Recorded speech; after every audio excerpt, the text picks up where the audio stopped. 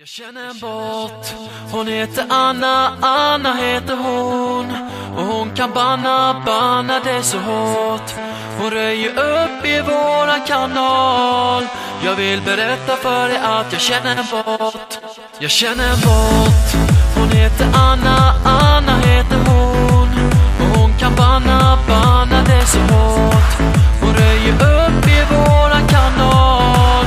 Jag vill berätta för dig att jag känner en bot som alltid vaktar alla som är här och som ser till att vi blir utan besvär.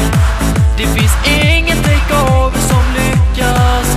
Kom ihåg att det är jag som känner en bot. En bot som ingen annan slår. Och hon kan kicka utan att hon får.